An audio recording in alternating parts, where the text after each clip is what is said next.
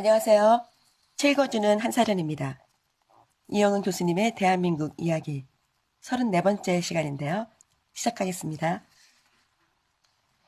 제3부 나라 세우기 건국이 문명사적 의의 자유민주주의 국가.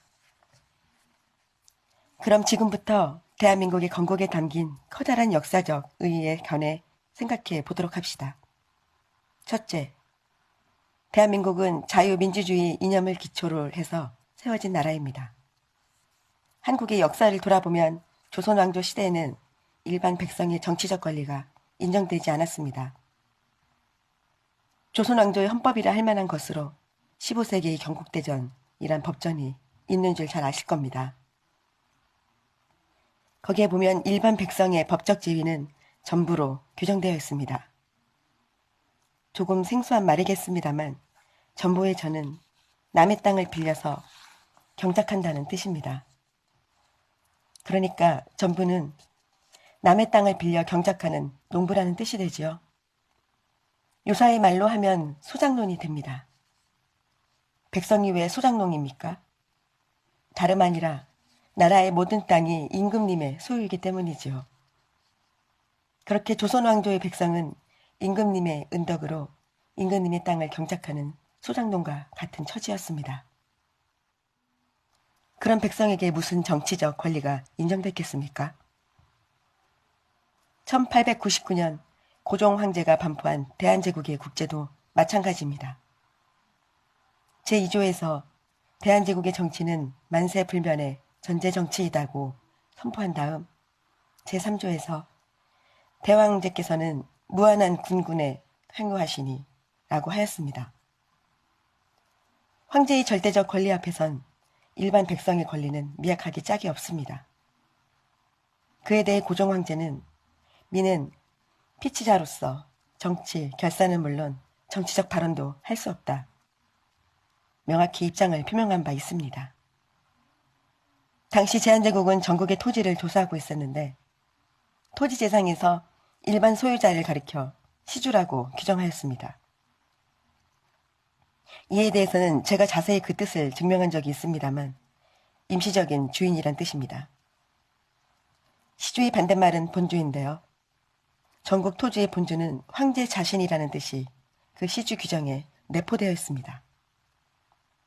대한제국은 황제의 무한 군권을 선포하면서 토지제도와 관련해서는 이같이 백성의 권리를 제약하는 시주라는 규정을 만들어냈지요. 뒤이은 일제하의 식민지기는 어떠했습니까? 앞서 제5장에서 이 시기의 근대법인 근대적인 법과 제도가 이식되었다고 했습니다만 정치 영역과는 무관한 일이었습니다. 일제가 파견한 총독은 입법권, 행정권, 사법권을 행사한 사람이었습니다. 3권을 통합한 전제군주나 다름이 없는 존재이지요. 조선인들은 세금을 내면서도 정치에 참여할 권리가 없었습니다. 앞서도 지적하였습니다만 가족주의 원리 천황제 국가인 일본 자체가 아직 자유민주주의를 잘 몰랐던 시대이기도 했습니다. 일본이 자유민주주의를 실천하게 되는 것은 제2차 세계대전의 패배로 천황제 국가가 해체된 이후의 일입니다. 그러니까 1948년 대한민국의 제헌헌법이 국민주권의 민주주의를 선포하였을 때 그것은 한국의 역사만으로는 잘 설명할 수 없는 사건이었습니다. 그러한 정치 원리는 1876년 개항과 더불어 바깥세계에서 슬슬 들어온 것입니다. 국민주권의 정치 원리를 최초로 제도화한 나라는 어디입니까? 다 잘 알다시피 1776년 영국에서 독립한 미국이지요. 이후 미국의 민주주의는 프랑스를 포함한 서유럽 여러 나라로 건너가 점차 세계로 확산되었습니다. 1948년 대한민국의 제헌헌법이 국민주권의 민주주의를 선포한 것은 그렇게 세계적으로 확산되기 시작한 문명의 파도가 이윽고 극동의 한반도에까지 상륙하였음을 의미합니다. 그 구체적인 국제정치적 역학과 관련하여 미국의 역할이 어떠했는지는 지적하기도 싱거울 정도입니다. 1954년 7월 3일 이승만 대통령은 미국의 독립기념일을 축하하는 메시지를 보내면서 다음과 같은 취지로 이야기합니다. 미국도 원래 식민지 탄압에 신음했다. 미국의 독립은 타국의 영토와 민족을 지배하던 낡은 제국주의를 금멸시키고 수만리 밖의 피압박 민족을 해방시키는 모범이 되었다. 그래서 오늘날 미국은 자유와 정의 이름으로 세계 모든 국가와 국민을 대변하고 있다. 우리 대한민국은 미국의 독립기념일을 맞이하여 그간 미국의 도움에 감사함과 어울러 우리도 독립과 자유의 정신을 앙양해 나갈 것을 학원하는 바이다. 저는 이 메시지에서 이 나라가 어떻게 세워진 나라인지를 더없이 정확하게 고백하고 있는 초대 대통령의 진실한 마음을 읽었습니다. 이를 두고 약소국이 강대국에 바치는 외교적인 비사라 치부하지 마십시오. 제가 보기에 그것은 독립과 자유에 대한 신종 선서와 같습니다. 자유시장 경제체제. 둘째, 신생 대한민국은 개인의 재산권과 경제활동의 자유를 보장했습니다.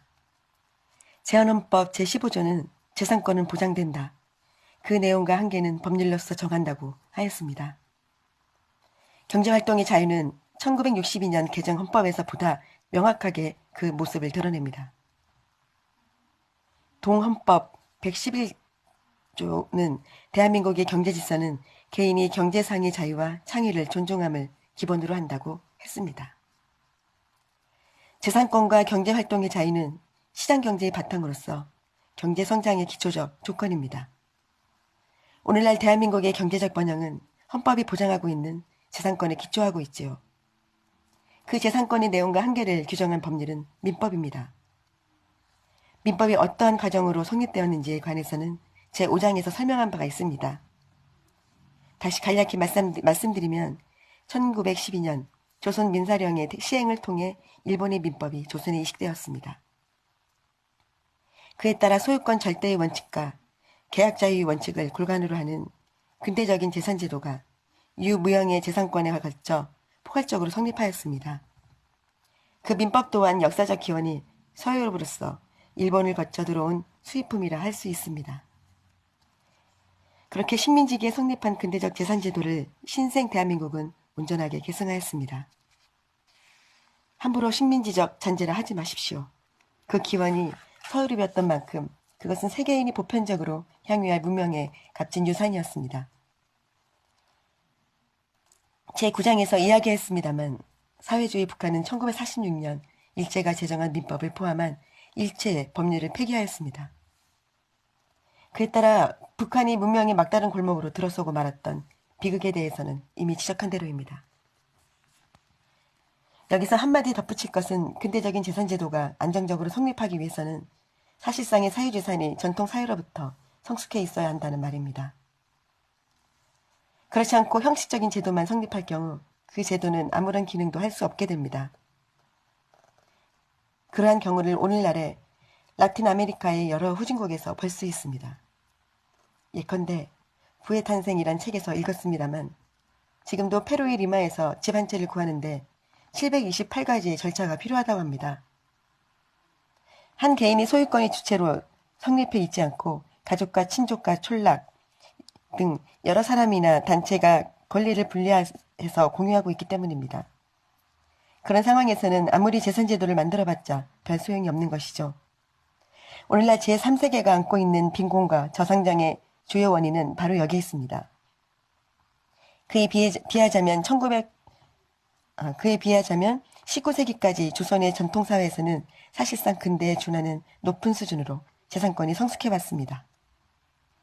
앞서 소개한 대로 15세기 경국대전은 일반 백성을 수장론에 준하는 전부의 지위로 규정했습니다만 이 규정은 17세기 이후가 되면 거의 효력을 상실합니다.